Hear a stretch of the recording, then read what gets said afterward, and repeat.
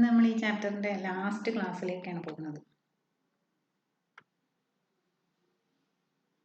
അപ്പോൾ കഴിഞ്ഞ പ്രാവശ്യം നമ്മൾ പറഞ്ഞു നിർത്തിയത് 3 modes of transfer of heat ആണ് അല്ലെ. Conduction, convection and radiation.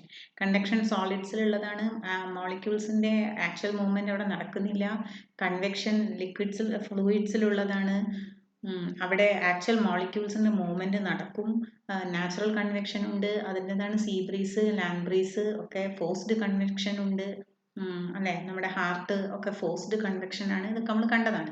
നമ്മൾ അവസാനം പറഞ്ഞു നിർത്തിയത് റേഡിയേഷനെ പറ്റിയായിരുന്നു.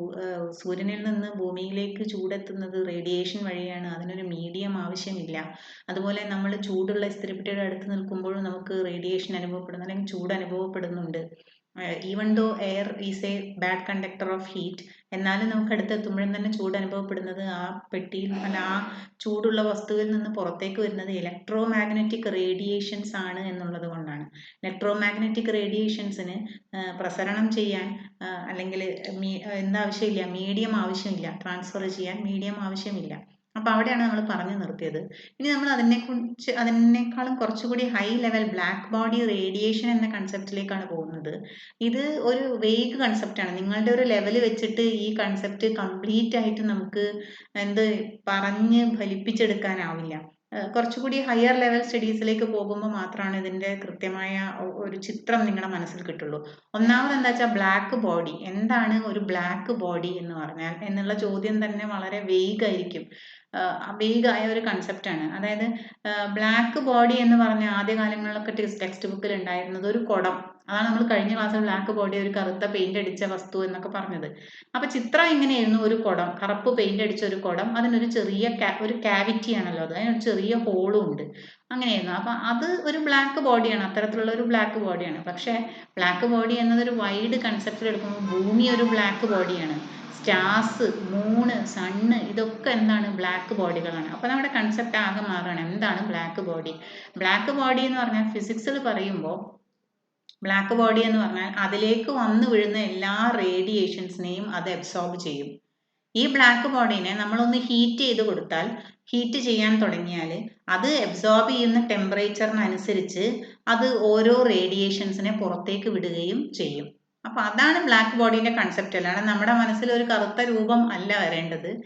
വന്നു വീഴുന്ന റേഡിയേഷൻസിനൊക്കെ ആക്സെപ്റ്റ് ചെയ്യുകയും ഒന്ന് ചൂടാക്കുമ്പോൾ വിവിധങ്ങളായ റേഡിയേഷൻസിനെ പുറത്തേക്ക് വിടുകയും ചെയ്യുന്ന ഒരു ബോഡി, അതിനെയാണ് നമ്മൾ ബ്ലാക്ക് ബോഡി എന്ന് വിളിക്കുക. അപ്പൊ അതാണ് എർത്ത്. ഇപ്പൊ സണ്ണിൽ നിന്ന് വരുന്ന റേഡിയേഷൻസ് ഒക്കെ എർത്ത് ആക്സെപ്റ്റ് ചെയ്ത് എർത്ത് ചൂടായി അതിനുശേഷം എർത്ത് പുറത്തേക്ക് എന്ത് വിടും? റേഡിയേഷൻസിനെ പുറത്തേക്ക് വിടും. അതുകൊണ്ടാണ് എർത്ത് ഒരു ബ്ലാക്ക് ബോഡിയാണെന്ന് പറയുന്നത്. അതുപോലെ തന്നെയാണ് മറ്റു സ്റ്റാർസും സണ്ണും മൂണും ഒക്കെ. അപ്പൊ അതുകൊണ്ടാണ് അവരെ സെലസ്റ്റിയൽ ബോഡീസിനെയൊക്കെ നമ്മൾ ബ്ലാക്ക് ബോഡീസ് ആയിട്ട് കൺസിഡർ ചെയ്യുന്നത്. അപ്പൊ ഇനി എന്താണ് ബ്ലാക്ക് ബോഡി റേഡിയേഷൻ എന്ന് നോക്കാം. നമ്മളിപ്പോൾ പറഞ്ഞല്ലോ, വന്നു വീഴുന്ന റേഡിയേഷൻസിനെയൊക്കെ അത് അബ്സോർബ് ചെയ്യും. അതുപോലെ തന്നെ ഒരു ടെമ്പറേച്ചറിൽ ഒന്ന് ചൂടാക്കിയാൽ, അല്ലെങ്കിൽ ഒരു നിശ്ചിത ടെമ്പറേച്ചറിൽ അത് പല റേഡിയേഷൻസിനെയും പുറത്തേക്ക് വിടും. അപ്പൊ ഈ പുറത്തേക്ക് വിടുന്ന റേഡിയേഷൻസിനെ നോക്കുമ്പോൾ അതിൽ എല്ലാ വേവ് ലെങ്ത്തും ഉണ്ട്. ചില വേവ് ലെങ്ത്തുകൾ മാത്രമല്ല. റേഡിയേഷൻസിന് നമുക്കറിയാം ഒരു വേവ് ലെങ്ത് ഉണ്ടാവും, ഒരു ഫ്രീക്വൻസി ഉണ്ടാവും. Light B is equal to C is equal to new lambda എന്ന് പറഞ്ഞിട്ടുള്ള ഇക്വേഷൻ നമ്മൾ പഠിച്ചിട്ടുണ്ടാവും. C വെലോസിറ്റി ആണ്, ന്യൂ ഫ്രീക്വൻസി ആണ്, ലാംഡ വേവ് ലെങ്ത് ആണ്. അപ്പൊ ഇത്രയും കാര്യങ്ങൾ, ഒരുപാട് കാര്യങ്ങൾ പറഞ്ഞാലേ ഈ കൺസെപ്റ്റ് ക്ലിയർ ആവുള്ളൂ. അപ്പോൾ എന്താണ്, നമ്മൾ അങ്ങനെ ഈ ബ്ലാക്ക് ബോഡിയിൽ നിന്ന് വരുന്ന റേഡിയേഷൻസിനെ നോക്കിയപ്പോൾ അത് ചില പ്രത്യേക റേഡിയേഷൻ മാത്രമല്ല, മറിച്ച് എല്ലാ വേവ് ലെങ്ത്തിലുള്ള റേഡിയേഷൻ അതിൽ നിന്ന് പുറത്തേക്ക് വരുന്നുണ്ട്. അതിന് നമ്മൾ കണ്ടിന്യൂസ് സ്പെക്ട്രം എന്നാ പറയാ. മിനിമം റേഞ്ച് തൊട്ട് സ്മോൾ വേവ് ലെങ്ത് തൊട്ട് ലോങ് വേവ് ലെങ്ത് വരെ എല്ലാ വേവ് ലെങ്ത്തുകളും അതിൽ നിന്ന് പുറത്തേക്ക് വരുന്നതായിട്ട് കാണപ്പെട്ടു. അപ്പൊ അതിനെയാണ് നമ്മൾ ബ്ലാക്ക് ബോഡി റേഡിയേഷൻ എന്ന് വിളിക്കുക. അങ്ങനെ ഈ വേവ് ലെങ്ത് അറിയാമെങ്കിൽ നമുക്ക് എനർജി കാൽക്കുലേറ്റ് ചെയ്യാനുള്ള ഇക്വേഷൻ ഉണ്ട്. വേവ് ലെങ്ത് ഉപയോഗിച്ച് നമുക്ക് എനർജി, പുറത്തേക്ക് വരുന്ന റേഡിയേഷന്റെ എനർജി കാൽക്കുലേറ്റ് ചെയ്യാം. അങ്ങനെ എനർജി കാൽക്കുലേറ്റ് ചെയ്തിട്ട് ആ എനർജി വേവ് ലെങ്ത് എക്സ് ആക്സിസിലും എനർജി വൈ ആക്സിസിലും വരച്ചിട്ടുള്ള റേഡിയേഷന്റെ എനർജി, പുറത്തു വരുന്ന റേഡിയേഷന്റെ എനർജി വൈ ആക്സിസിലും വരച്ചിട്ടുള്ള ഒരു ഗ്രാഫാണിത്. ഈ ഗ്രാഫ് ഒരു ഇമ്പോർട്ടന്റ് ഗ്രാഫാണ് കേട്ടോ. അപ്പൊ നിങ്ങൾ നോക്കിയാൽ കാണാം, റേഡിയേഷന്റെ എനർജി ഒരു വലിയ ഇക്വേഷൻ ആണ്. അതുകൊണ്ടാണ് per unit area, per unit wave length എന്നൊക്കെ എടുത്തത്. ഈ ടേമുകളൊക്കെ നമ്മൾ യൂണിറ്റി ആക്കി എടുത്തിട്ട് ഇതിനൊന്ന് എളുപ്പത്തിൽ ആക്കി എടുത്തതാ. അപ്പൊ ഇത് മനസ്സിലാക്കിയാൽ മതി. എനർജി വേവ് ലെങ്ത്തിൽ നിന്ന് എനർജി കാൽക്കുലേറ്റ് ചെയ്യാമെന്ന് മനസ്സിലാക്കിക്കോളൂ. അപ്പൊ വേവ് ലെങ്ത്തും എനർജിയും തമ്മിലുള്ള ആക്സിസ് വരയ്ക്കുമ്പോൾ ഗ്രാഫ് വരയ്ക്കുമ്പോൾ നമ്മൾ സാധാരണ ഫിലമെന്റ് ബൾബ് അതിൽ നിന്ന് പുറത്തു വരുന്ന ഒരു നിശ്ചിത സമയത്ത് അതിൽ നിന്ന് പുറത്തു വരുന്ന എനർജിയെ പ്ലോട്ട് ചെയ്തപ്പോൾ അതാ ഇങ്ങനെ ഒരു ഗ്രാഫാണ് കിട്ടിയത്. ഒരു ചെറിയ റാ എന്ന് എഴുതിയത് പോലെയുള്ള ഒരു ഗ്രാഫ്. അതിനൊരു പീക്ക് ഉണ്ടാവും. അതിൻ്റെ ഇത് കണ്ടോ, ലാമ്പ് ഫിലമെന്റ് ആണ്. 2000 കെൽവിൻ ആണ് അതിൻ്റെ ടെമ്പറേച്ചർ. അപ്പോൾ അതിൽ നിന്ന് ആ 2000 കെൽവിനിൽ പുറത്തു വന്ന റേഡിയേഷൻ അല്ലെങ്കിൽ വേവ് ലെങ്ത്തിൽ പുറത്തു വന്ന റേഡിയേഷൻ എനർജിയുടെ ഗ്രാഫാണ്. പിന്നെ ആ ലാമ്പ് മാറ്റി നമ്മളൊരു ആർക്ക് എന്ന് പറഞ്ഞാൽ എന്താണെന്നറിയോ, ഈ വെൽഡിംഗ് ഒക്കെ ചെയ്യുന്നിടത്ത് നിങ്ങൾ കണ്ടിട്ടില്ലേ, ഒരു ഇങ്ങനെ തൊടുമ്പോൾ ഭയങ്കരമായ ലൈറ്റ് വരുന്ന, അതാണ് വെൽഡിംഗ് ആർക്കാണത്. അതുപോലത്തെ ഇലക്ട്രിക് ആർക്കുകളൊക്കെ നമ്മൾ ലാബിലൊക്കെ ചെയ്യും. അങ്ങനെ ഇലക്ട്രിക് ആർക്ക് ഉണ്ടാക്കുക, അതിന്റെ ഫോട്ടോ എടുക്കുക, അതിന്റെ സ്പെക്ട്രം പഠിക്കുക, ഇതൊക്കെ ഒരു ഹയർ ലെവൽ ഫിസിക്സ് ആണ്. അപ്പൊ ഇത്രയും മനസ്സിലാക്കിയാൽ മതി. വെൽഡിംഗ് ആർക്ക് ഓർത്ത് വെച്ചാൽ മതി. അതുപോലെ ഇലക്ട്രിക് ആർക്ക്, രണ്ട് മെറ്റൽസ് തമ്മിലിങ്ങനെ തൊടുമ്പോഴേക്കും വലിയ സ്പാർക്ക് ഉണ്ടാവും, അതാണ് ആർക്ക്. അപ്പോൾ അങ്ങനെ ആ ആർക്കിൽ നിന്ന് വരുന്ന പ്രകാശത്തിന്റെ എനർജി പ്ലോട്ട് ചെയ്തപ്പോൾ, റേഡിയേഷന്റെ എനർജി പ്ലോട്ട് ചെയ്തപ്പോൾ അത് 3000 കെൽവിൻ ആണ്. കിട്ടിയ ഗ്രാഫ് നോക്കൂ, കുറച്ചുകൂടി കൂർത്ത പോലെയുള്ള ഒരു റാ എന്ന് എഴുതിയ പോലെയുള്ള ഗ്രാഫാണ്. മറ്റേത് ശരിക്കും കുറച്ച് വൈഡ് ആയിട്ടായിരുന്നു. നോക്കൂ, ഇത് കുറച്ചുകൂടി ഹൈ പീക്കാണ് അല്ലെ. പിന്നെ നമ്മൾ അതിനിടയിൽ വിസിബിൾ ലൈറ്റ്, ആ ആർക്കിലെ ഇടയിലുള്ള ഒരു ചെറിയ റീജിയനിലാണ് വിസിബിൾ ലൈറ്റ്. അത് പോട്ടെ, അത് അതിനെപ്പറ്റി നിങ്ങൾ ആലോചിക്കണ്ട. അപ്പൊ ആർക്ക്, ലാമ്പിനുള്ള ആർക്ക് നമുക്ക് കിട്ടി, ഒരു കർവ് നമുക്ക് കിട്ടി. ആർക്കിനുള്ള ഒരു കുറച്ചുകൂടി കൂർത്തിട്ടുള്ള ഒരു കർവ് നമുക്ക് കിട്ടി. ഇനി സൺലൈറ്റിന് വരയ്ക്കുകയാണെങ്കിൽ നോക്കൂ, ഇതിന്റെ വലിയൊരു ഗ്രാഫാണിത്. പക്ഷെ ആ ഗ്രാഫ് ഇവിടെ മുഴുവൻ കാണിച്ചിട്ടില്ല. ഈ രണ്ടാമത്തെ ഗ്രാഫിനേക്കാൾ വളരെ വലിയ കൂർത്ത പീക്കുള്ളൊരു ഗ്രാഫാണ് ഇവിടെ കിട്ടുക. അങ്ങനെ ഇങ്ങനത്തെ ഒരു ഗ്രാഫ് കിട്ടിക്കഴിഞ്ഞപ്പോൾ പിന്നെ ഈ ഗ്രാഫിനെ പറ്റി സ്റ്റഡി ചെയ്യുമ്പോൾ ഇവരുടെയൊക്കെ പീക്ക്, അതായത് maximum wavelength lambda M എന്ന് പറയുന്ന പോയിന്റ് ആണ്. ആ ലാംഡ എമ്മും ആ സമയത്തുള്ള ടെമ്പറേച്ചറും കൂടി നോക്കിയപ്പോൾ എന്താണ് അവർ തമ്മിലൊരു റിലേഷൻ ഉണ്ട് എന്ന് കണ്ടു. അതായത് ഞാൻ വീണ്ടും പറയാം, എനർജിയുടെ കർവിന്റെ പീക്ക് കണ്ടോ, ആ പീക്കിന് നേരെയായിട്ട് ഒരു ലാംഡ ഉണ്ട്. എനർജി കർവില് ഓരോ എനർജിക്കും നേരെയായിട്ട് എന്തുണ്ട്, ഓരോ ലാംഡ ഉണ്ട്. അതിൽ എനർജി, ആ പീക്ക് കർവിന്റെ പീക്കിനനുസരിച്ചിട്ടുള്ള ലാംഡ, അതിനാണ് നമ്മൾ എന്ത് വിളിക്കുക, മാക്സിമം വേവ് ലെങ്ത് എന്ന് വിളിക്കുക. ഈ ആർക്കിന്റെ ഇതിൽ വളരെ ക്ലിയർ ആണ്. ഈ പോയിന്റ് അവിടെ നിന്ന് നേരെ ഇങ്ങനെ നോക്കുമ്പോൾ കണ്ടോ, മാക്സിമം വേവ് ലെങ്ത്. അത് ആദ്യത്തെ പോയിന്റ് അല്ല, അതൊന്ന് ലേശപ്പുറത്തേക്കാ വീഴുക. ഇനി സണ്ണിന് വരയ്ക്കുമ്പോൾ കുറച്ചുകൂടി ഇങ്ങനെ ഇങ്ങോട്ടേക്ക് കവർ ചെയ്യും. അപ്പം ഇങ്ങനെ ഈ അടുത്തേക്ക് നീങ്ങി വരും ആ പീക്ക്. അങ്ങനെ നോക്കിയപ്പോൾ ഈ മാക്സിമം വേവ് ലെങ്ത്തും ആ ടെമ്പറേച്ചറും, ആ വേവ് ലെങ്ത് പുറത്തു വന്ന ആ ടെമ്പറേച്ചറും തമ്മിൽ ഒരു റിലേഷൻ ഉണ്ട് എന്ന് കണ്ടെത്തി. ആ റിലേഷൻ സ്റ്റേറ്റ് ചെയ്യുന്ന ലോ ആണ് relation between maximum wavelength lambda m. ഇത് ഈ സെന്റൻസ് വളരെ ഇമ്പോർട്ടൻ്റ് ആട്ടോ. വേവ് ലെങ്ത് ലാംഡ എം, അതായത് maximum wavelength for which energy is maximum decreases with increasing temperature. അതാ ഞാൻ പറഞ്ഞത്. കണ്ടോ, ലാമ്പ് ഫിലമെന്റിൻ്റെത് 10,000-ലാണെന്ന് വിചാരിക്കൂ. ആർക്കിൻ്റെത് 10,000-നേക്കാളും താഴെയാണ് വരിക.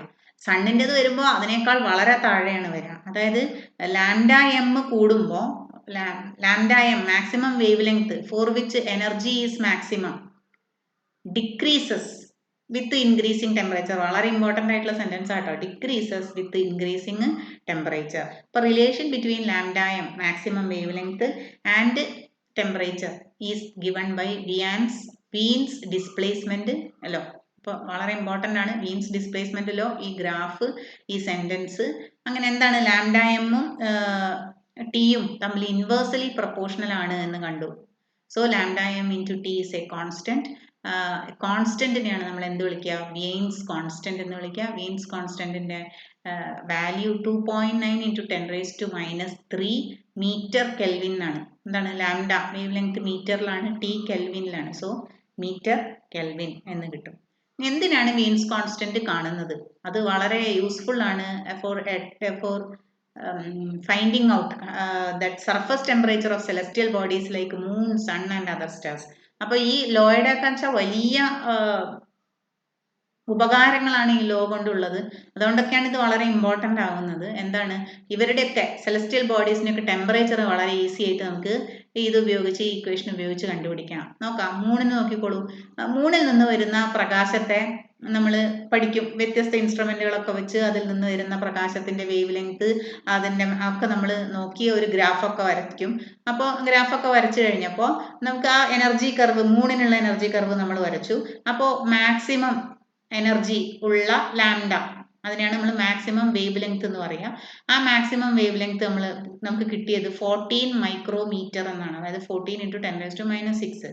അപ്പോൾ വിയൻസ് ലോ പ്രകാരം ലാംഡായം ഇൻറ്റു ടി അല്ലെ, lambda m to T is a constant അല്ലെ. വിയൻസ് കോൺസ്റ്റന്റ് നമുക്കറിയാം 2.9 × 10⁻³ ആണ്. അപ്പോൾ ലാംഡായം അറിയാം, ഈ കോൺസ്റ്റന്റിന്റെ വാല്യൂ അറിയാം. അതിൽ നിന്ന് ടെമ്പറേച്ചർ ഓഫ് ദ സർഫസ് കണ്ടുപിടിക്കാം, കോൺസ്റ്റന്റിനെ ഡിവൈഡഡ് ബൈ ലാംഡായം ചെയ്യാം. അപ്പോൾ കിട്ടിയ ഉത്തരം എത്രയാണെന്ന് അറിയാം, 200 കെൽവിൻ ആണ്. അതായത് നമ്മൾ ഇവിടെ ഇരുന്നു കൊണ്ട് തന്നെ മൂണിന്റെ സർഫസ് ടെമ്പറേച്ചർ എത്രയാണ് എന്ന് പറയാൻ നമുക്ക് കഴിയുന്നു. എത്രയാണ്? 200 കെൽവിൻ ആണ് മൂണിന്റെ സർഫസ് ടെമ്പറേച്ചർ. അതുപോലെ സണ്ണിൻ്റെ നോക്കുകയാണെങ്കിൽ സണ്ണിൽ നിന്ന് വരുന്ന പ്രകാശത്തെ പറ്റി പഠിക്കുന്നു, അതിൻ്റെ എനർജി കർവ് വരയ്ക്കുന്നു, ആ എനർജി കർവിൻ്റെ മാക്സിമം നോക്കുന്നു, അതിന് കറസ്പോണ്ടിങ് ആയിട്ടുള്ള വേവ് ലെങ്ത് മാക്സിമം എത്രയാണെന്ന് നോക്കുന്നു. അപ്പോൾ എത്ര കിട്ടിയത്? ലാംഡായം 4753 ആംസ്ട്രങ് എന്നാണ് കിട്ടിയത്. അത് വെച്ചിട്ട് ഈ വിയാൻസ് ഡിവൈഡഡ് ബൈ ചെയ്യുമ്പോൾ, വിയാൻസ് കോൺസ്റ്റന്റ് ഡിവൈഡഡ് ബൈ ആ വാല്യൂ ചെയ്യുമ്പോൾ കിട്ടുന്നത് 60 അതായത് 6060 കെൽവിൻ എന്നാണ്. അപ്പോൾ സണ്ണിൻ്റെ ടെമ്പറേച്ചർ എത്രയാണ്? 6060 കെൽവിൻ ആണ്. മറ്റു പരീക്ഷണങ്ങളിലൂടെയും ഇത് ചെയ്തു നോക്കി. ഈ 2 പരീക്ഷണങ്ങളിലൂടെയാണ് നമ്മൾ എന്ത് ചെയ്യുക, ഒന്നിലധികം പരീക്ഷണങ്ങളിലൂടെയാണ് നമ്മൾ എന്ത് ചെയ്യുക, റിസൾട്ടിനെ ശരിയാണോ എന്ന് പ്രസ്താവിക്കുന്നത്. അപ്പോൾ മോസ്റ്റ് സിഗ്നിഫിക്കൻറ്റ് ഫീച്ചർ, അപ്പം ഇതിനെയാണ് നമ്മൾ നേരത്തെ കണ്ട ആ കർവ്, ഇതിനെയാണ് ബ്ലാക്ക് ബോഡി റേഡിയേഷൻ കർവ് എന്നാണ് ഇതിനെ വിളിക്കുക. അപ്പോൾ ബ്ലാക്ക് ബോഡി എല്ലാം വന്നു വീഴുന്ന എല്ലാത്തിനെയും റേഡിയേഷൻസിനെ അബ്സോർബ് ചെയ്യും. അതുപോലെ ഒന്ന് ചൂടാക്കി കഴിഞ്ഞാൽ അല്ലെങ്കിൽ അതിൽ നിന്ന് ആ റേഡിയേഷൻസ് ഒക്കെ പുറത്തേക്ക് വരും. പുറത്തേക്ക് വരുന്ന റേഡിയേഷൻസ് ഒരു പർട്ടിക്കുലർ വേവ് ലെങ്ത്തിലുള്ളതല്ല, എല്ലാ വേവ് ലെങ്ത്തിലുള്ള റേഡിയേഷൻസിനെയും ബ്ലാക്ക് ബോഡി പുറത്തേക്ക് വിടും. അപ്പോൾ ഇതിനൊക്കെയാണ് നമ്മൾ ബ്ലാക്ക് ബോഡി റേഡിയേഷൻ സ്പെക്ട്രം എന്നാണ് വിളിക്കുക. ഈ വരച്ചിട്ടുള്ള ചിത്രം ബ്ലാക്ക് ബോഡി റേഡിയേഷൻ സ്പെക്ട്രം ആണ്. ഇതിന്റെ ഏറ്റവും വലിയ ഗുണം എന്താണെന്ന് വെച്ചാൽ ഇത് യൂണിവേഴ്സൽ ആണ് എന്നുള്ളതാണ്. കണ്ടോ, ലാംഡായമും ടിയും ഒരു കോൺസ്റ്റന്റും മാത്രമേ ഉള്ളൂ, ഇവിടെ വേറെ സംഗതികളൊന്നുമില്ല. അതായത് only on the temperature of the body, ആ ടെമ്പറേച്ചറിന്റെ മുകളിൽ മാത്രം, ബോഡിയുടെ ടെമ്പറേച്ചറിന്റെ മുകളിൽ മാത്രമാണ് ഈ ബ്ലാക്ക് ബോഡി റേഡിയേഷൻ ഡിപ്പെൻഡ് ചെയ്യുന്നത്. അതിൻ്റെ സൈസിൻ്റെ മുകളിലോ ഷേപ്പിൻ്റെ മുകളിലോ മെറ്റീരിയലിൻ്റെ മുകളിലോ ഒന്നും ഡിപ്പെൻഡ് ചെയ്യുന്നില്ല.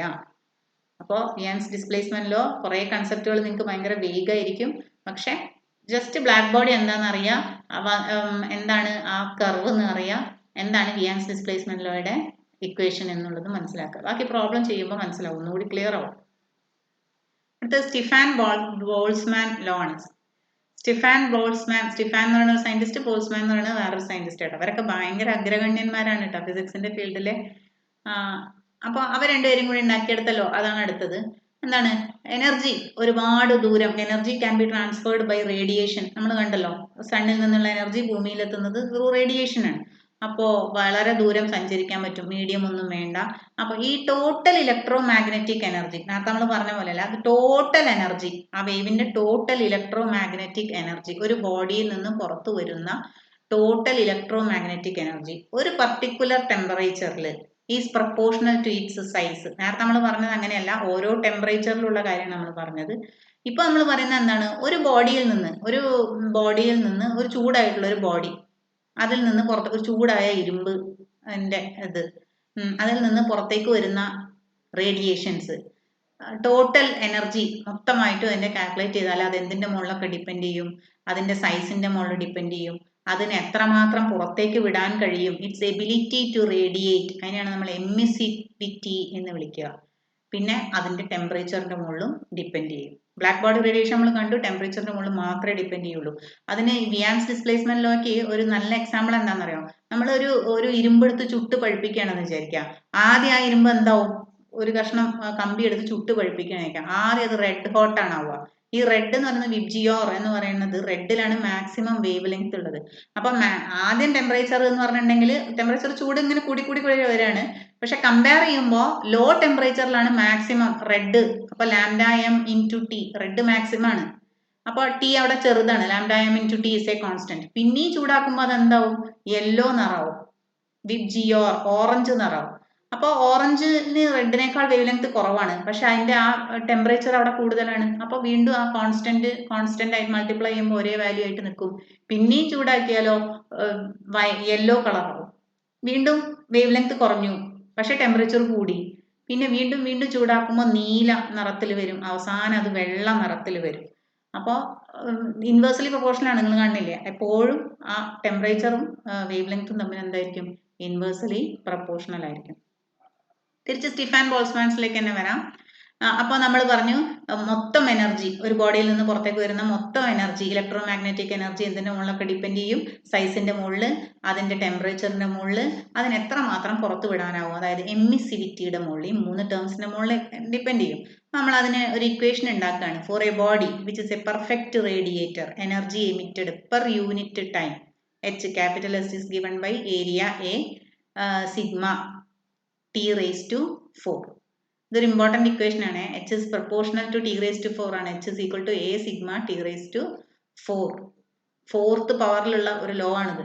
A is the area, T is the absolute temperature of the body, sigma is the Stefan-Boltzmann constant. നേരത്തെ നമ്മൾ കണ്ടത് ബിയാൻസ് കോൺസ്റ്റന്റ് ആണ്. അപ്പോൾ ഇത് സ്റ്റിഫാൻസ് ബോൾട്സ്മാൻ കോൺസ്റ്റന്റ് ആണ്. എത്രയാണ് value? 5.67 into 10 raised to minus 8 weber metre raised to minus 2 kelvin raised to minus 4.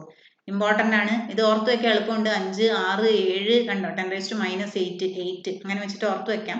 So 5.67 into 10 raised to minus 8 weber metre raised to minus 2 kelvin raised to minus 4. ഇനി നമ്മൾ സാധാരണ നിത്യജീവിതത്തിൽ നോക്കുമ്പോൾ ഇത്രയൊന്നും ഒരു ബോഡിയും പുറത്തേക്ക് ഹീറ്റ് അല്ലെങ്കിൽ റേഡിയേഷൻസ് എമിറ്റ് ചെയ്യില്ല. ഇതിനേക്കാൾ വളരെ കുറവാണ് ഡെയിലി എക്സ്പീരിയൻസിൽ നമുക്കൊരു ബോഡിയിൽ നിന്ന് പുറത്തേക്ക് കിട്ടുന്ന ഹീറ്റ്. അപ്പോൾ പിന്നെ കുറേ കൂടി നല്ലത് എന്ന് പറയുന്നത് ഒരു ലാമ്പ് ബ്ലാക്ക് എന്ന് പറയുന്ന ഒരു വസ്തുവാണ്. ലാമ്പ് ബ്ലാക്ക് എന്ന് പറയുമ്പോൾ നിങ്ങളുടെ മനസ്സിലുണ്ടാകുന്നത് നമ്മൾ തിരിയൊക്കെ ഇട്ട് കത്തിച്ചാൽ ആ അറ്റത്തുള്ള ഇത് എന്നല്ലേ. അപ്പോൾ ഇത് ശരിക്കും പറഞ്ഞാൽ ഒരു കെമിക്കലാണ്, ഒരു കറുപ്പ് പൊടിയാണ്. ആ കറുപ്പ് പൊടി അത് എങ്ങനെയാണ് ഉണ്ടാവുക വെച്ചാൽ ഈ ഫോസിൽസിൻ്റെ പിന്നെ ഇൻകംപ്ലീറ്റ് കമ്പഷൻ ഓഫ് ഫോസിൽസ്, അതിൽ നിന്നാണ് ഈ ലാമ്പ് ബ്ലാക്ക് എന്ന് പറയുന്ന കെമിക്കൽ ഉണ്ടാവുന്നത്. നിങ്ങളൊന്ന് ഗൂഗിൾ ചെയ്ത് നോക്കിയാൽ നിങ്ങൾക്ക് കുറച്ചുകൂടി ഡീറ്റെയിൽസ് കിട്ടും. ഇത് മാത്രം മനസ്സിലാക്കിയാൽ മതി. ലാമ്പ് ബ്ലാക്ക് എന്ന് പറയുന്ന ഒരു വസ്തു ഉണ്ട്, അതാണ് കുറച്ചുകൂടി ഈ ഇക്വേഷൻ പോലെ കുറച്ചുകൂടി എക്സാക്റ്റ് ആയിട്ടുള്ള വാല്യൂ തരുന്നത് എന്ന് മനസ്സിലാക്കിയാൽ മതി. ഇനി അപ്പോൾ നമ്മൾ ഇനി അടുത്തത് എമിസിവിറ്റി എന്ന് പറയുന്ന ആളെ ഡിഫൈൻ ചെയ്യാണ്. ഇ എന്ന ലെറ്റർ ആണത്.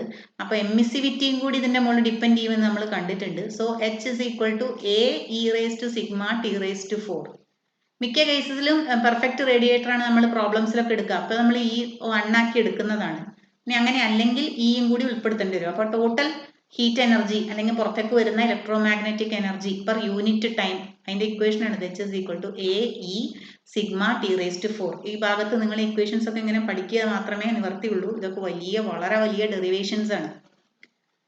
ഇനി ടെമ്പറേച്ചറിൽ ബോഡിയുടെ ടെമ്പറേച്ചർ T ആണെന്ന് വിചാരിക്കൂ, സറൗണ്ടിങ്സിൻ്റെ ടെമ്പറേച്ചർ TS ആണെന്ന് വിചാരിക്കൂ. അങ്ങനെയാണെങ്കിൽ പുറത്ത് വരുന്ന എനർജി എങ്ങനെയാണ് നമ്മൾ കാൽക്കുലേറ്റ് ചെയ്യാം? H is equal to sigma E A എന്നുണ്ട്, ഈ 1 ആക്കി എടുത്തതാണ്. അപ്പോൾ ഈ സിഗ്മ ഇ എ ടി എന്നുള്ളതിന് പകരം എന്തെടുക്കണം?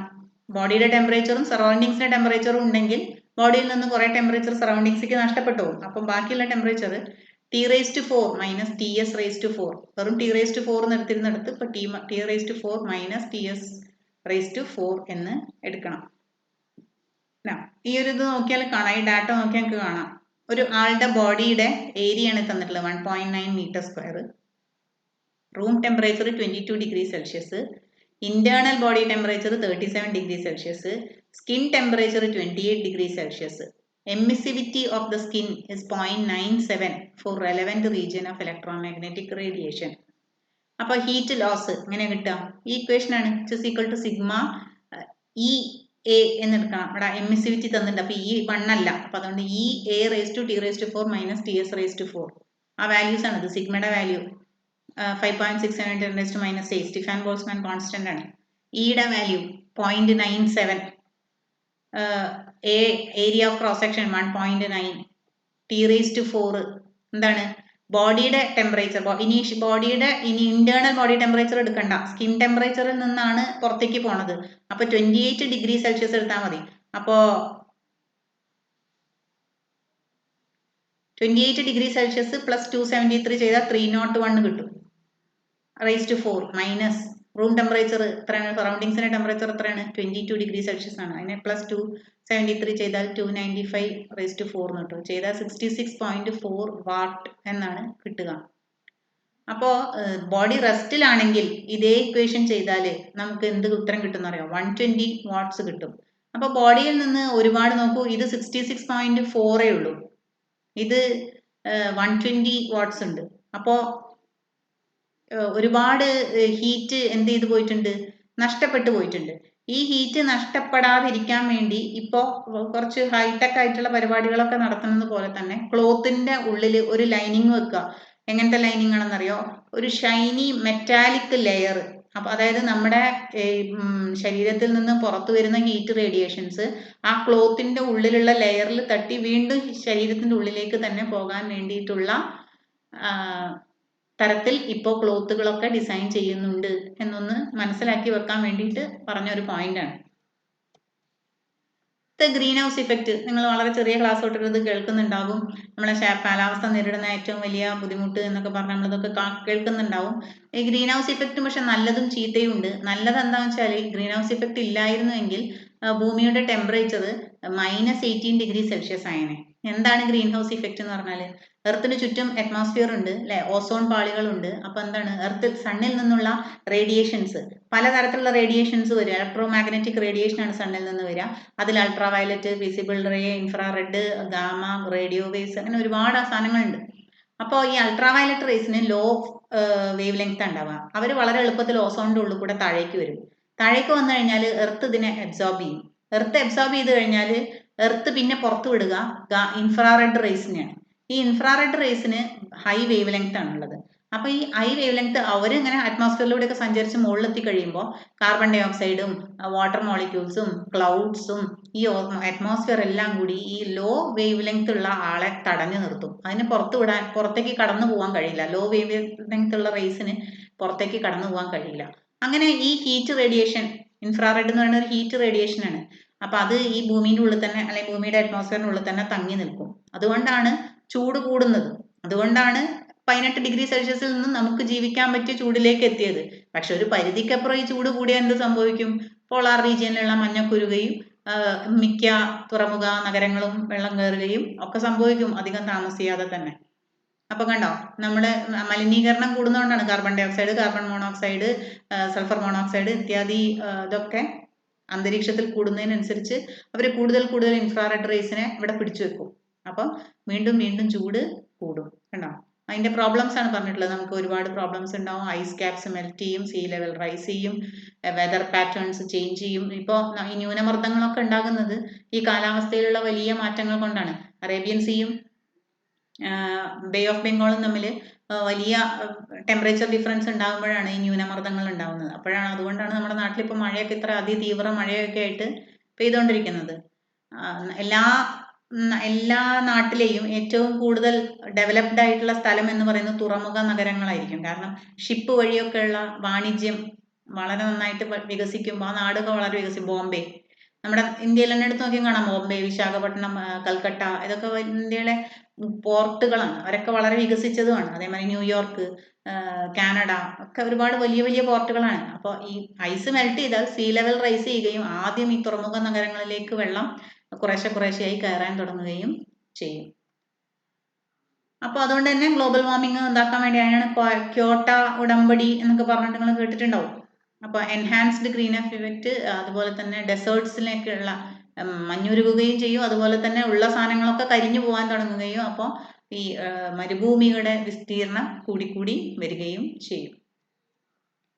അടുത്ത ന്യൂട്ടൺസ് ലോ ഓഫ് കൂളിംഗ്. ഇത് ഇതിലെ അവസാനത്തെ ടോപ്പിക് ആണ്. നിങ്ങൾക്ക് ആ പേര് സൂചിപ്പിക്കുന്നത് പോലെ തന്നെ നമ്മളൊരു ചൂടുള്ള ചായ ഒരു സ്റ്റീൽ ഗ്ലാസ്സിൽ ഒഴിച്ചു വെക്കുന്നു. കുറച്ച് സമയം കഴിയുമ്പോൾ അത് ചൂടാറും അല്ലെ? ആ ചൂട് എവിടെയാണ് പോകുന്നത്? ചുറ്റുമുള്ള അന്തരീക്ഷത്തിലേക്കാണ് പോകുന്നത്. അത് എങ്ങനെ കാൽക്കുലേറ്റ് ചെയ്യും എന്നുള്ളതാണ് ന്യൂട്ടൺസ് ലോ ഓഫ് കൂളിംഗ് കാണിക്കുന്നത്. According to Newton's law of cooling, rate of loss of heat ആണല്ലോ നഷ്ടപ്പെടുന്നത്. അപ്പൊ ലോസ് ഓഫ് ഹീറ്റ് എന്ന് പറഞ്ഞാൽ നമ്മൾ ക്യൂ എന്നുള്ള ഇതുകൊണ്ടാണ് കാണിക്കുക. അപ്പൊ delta Q by delta T കുറയുകയാണ് ചെയ്യുന്നത്. അതുകൊണ്ടാണ് minus sign, -dq/dt. It is directly proportional to the difference between the temperature. ആരൊക്കെ തമ്മിലുള്ള ടെമ്പറേച്ചർ? ബോഡിയും സറൗണ്ടിങ്സും തമ്മിലുള്ള ടെമ്പറേച്ചർ ഡിഫറൻസ്. അവര് തമ്മിൽ ഒരേ ടെമ്പറേച്ചറിലാണെങ്കിലോ പിന്നെ ഇതിന്റെ ചായയുടെ ചൂട് കുറയില്ല. അതായത് ചായ ചൂട് കുറഞ്ഞ് അന്തരീക്ഷത്തിന്റെ അതേ ചൂടാകുമ്പോഴാണ് നമ്മൾ ചായ തണുത്തു എന്ന് പറയുന്നത്. അപ്പൊ രണ്ടുപേരും ടെമ്പറേച്ചർ ഡിഫറൻസ് ഉള്ളിടത്തോളം കാലം മാത്രമാണ് ചൂടുള്ളതിൽ നിന്നും ചൂട് കുറവുള്ളിടത്തേക്ക് ടെമ്പറേച്ചർ ഡിഫറൻസ് ആണല്ലോ ഹീറ്റ് എനർജി ഒഴുകുന്നത്. അപ്പോൾ so minus d Q by D T is proportional to delta T. Delta T എന്ന് പറഞ്ഞാൽ T2 മൈനസ് T1 ആണ്. അതായത് ബോഡിയുടെ ടെമ്പറേച്ചറും സറൗണ്ടിങ്സിന്റെ ടെമ്പറേച്ചറും തമ്മിലുള്ള ഡിഫറൻസ്. ഇക്വേഷൻ ഒക്കെ എഴുതിയാൽ minus d Q by D T is proportional to T2 minus T1. പ്രൊപ്പോർഷണാലിറ്റിയെ മാറ്റാൻ വേണ്ടി നമ്മളൊരു കോൺസ്റ്റന്റ് കൊണ്ട് മൾട്ടിപ്ലൈ ചെയ്യും. കോൺസ്റ്റന്റ് കെ ആണ്. അതൊരു പോസിറ്റീവ് കോൺസ്റ്റന്റ് ആണ്. അത് ആരമുള്ളൊക്കെ ഡിപ്പെൻഡ് ചെയ്യും? Area and nature of surface of the body. ഏരിയയുടെ മുകളിലും nature of the surface of the ബോഡിയുടെ മുകളിലും ഡിപ്പെൻഡ് ചെയ്യും. ഇനി നമ്മൾ ആദ്യമേ പഠിച്ചിട്ടുണ്ട് സ്പെസിഫിക് ഹീറ്റ് കപ്പാസിറ്റി വെച്ചിട്ടാണ് നമ്മൾ ഈ ചാപ്റ്റർ തുടങ്ങിയത്. അപ്പോൾ തന്നെ നമ്മൾ പഠിച്ചിട്ടുണ്ട് ഡി ക്യൂ ഡെൽറ്റ ക്യൂവിനുള്ള ഇക്വേഷൻ എന്തായിരുന്നു? എം എസ് ഡെൽറ്റ ടി എന്നുള്ളതായിരുന്നു. അപ്പോൾ d Q is equal to M S D T2 ബോഡിയുടെ ടെമ്പറേച്ചർ ആണിത്. ഇനി ഇതിനെ ബൈ ഡി ടി എന്ന് രണ്ട് ഭാഗത്ത് എടുക്കുക. അപ്പോൾ നിങ്ങൾ ശ്രദ്ധിക്കണം കേട്ടോ, ക്യാപിറ്റൽ ടി എന്ന് പറഞ്ഞാൽ ടെമ്പറേച്ചറും സ്മോൾ ടി എന്ന് പറഞ്ഞാൽ ടൈമും ആണ്. So D Q by D T is equal to M S D T2 by D T. Equation 2ഉം ഇക്വേഷൻ 1ഉം ഇക്വേറ്റ് ചെയ്യുക. Minus M S D T2 by D T is equal to K into D T2 minus T1. അപ്പോൾ ഒന്ന് rearrange ചെയ്ത് എഴുതുക. dt2 by T2 minus T1 is equal to minus k by ms into dt. ഇനി ഈ minus K by M എസിൽ K ഒരു constant ആണ്, mass ഒരു കോൺസ്റ്റന്റ് ആണ്, സ്പെസിഫിക് ഹീറ്റ് കപ്പാസിറ്റി ഒരു കോൺസ്റ്റന്റ് ആണ് ഒരു വസ്തുവിനെ സംബന്ധിച്ച്. അപ്പോൾ ഇവരെ മൂന്നുപേരെയും കൂടി ചേർത്ത് നമ്മളൊരു പുതിയ കോൺസ്റ്റന്റ് ക്യാപിറ്റൽ കെ എഴുതുകയാണ് കേട്ടോ. അപ്പോൾ മൈനസ് കെ ഡി ടി എന്ന് കിട്ടും.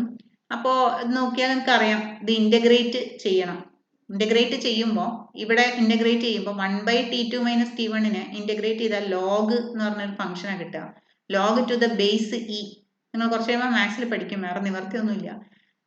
Log to the base E into T2 minus T1 is equal to minus K D ടിനെ ഇൻ്റഗ്രേറ്റ് ചെയ്താൽ ടി എന്നാണ് കിട്ടുക, പ്ലസ് ഒരു ഇൻ്റഗ്രേഷൻ കോൺസ്റ്റന്റ് കൂടി കിട്ടും. Or T2 is equal to ഇതിനെ റീഅറേഞ്ച് ചെയ്യണം, ഇതിനെ എക്സ്പൊണൻഷ്യൽ ഫംഗ്ഷൻ എടുക്കണം, അങ്ങനെ കുറച്ച് ബുദ്ധിമുട്ടുണ്ട് കേട്ടോ. ഇല്ലെങ്കിൽ എന്ത് ചെയ്യുക, ഈ ഇക്വേഷൻ എഴുതുക, എന്നിട്ട് ഓൺ ഇൻ്റഗ്രേറ്റിംഗ് എന്ന് പറഞ്ഞ് ഫൈനൽ റിസൾട്ട് എഴുതുക. അത്ര ചെയ്താൽ മതി. ഇൻ്റഗ്രേഷൻ ഇപ്പോൾ പഠിച്ചിട്ടുണ്ടാവില്ലല്ലോ, കുറച്ച് കഴിയുമ്പോൾ പഠിക്കുമ്പോൾ എളുപ്പമാവും. T2 ഈസ് ഈക്വൽ ടു ബോഡിയുടെ temperature is equal to T1 plus c dash e raise to minus k T, where c dash is equal to e raise to c. ഇതൊരു കുറച്ച് കോംപ്ലിക്കേറ്റഡ് ആയിട്ടുള്ള ഒരു പ്രോസസ്സാണ്. അപ്പോൾ അത് ഇങ്ങനെ ചെയ്ത് വരുന്ന ഫൈനൽ ആൻസർ ഓർത്ത് വെച്ചോളൂ, അത്രേ ചെയ്യാൻ പറ്റുള്ളൂ.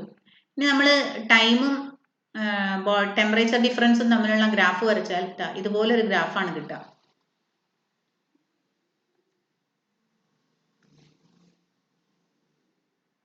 ഇനി ചെറിയ ടെമ്പറേച്ചർ ഡിഫറൻസേ ഉള്ളൂ എന്ന് വിചാരിക്കും, ബോഡിയും സറൗണ്ടിങ്സും തമ്മിൽ ചെറിയ ടെമ്പറേച്ചർ ഡിഫറൻസേ ഉള്ളൂ എങ്കിൽ റേറ്റ് ഓഫ് കൂളിംഗ് ആരൊക്കെ കൊണ്ടുള്ള കണ്ടക്ഷൻ, കൺവെക്ഷൻ, റേഡിയേഷൻ എല്ലാവരും കൂടി ചേർത്തിട്ടുള്ള rate of cooling is proportional to difference in temperature.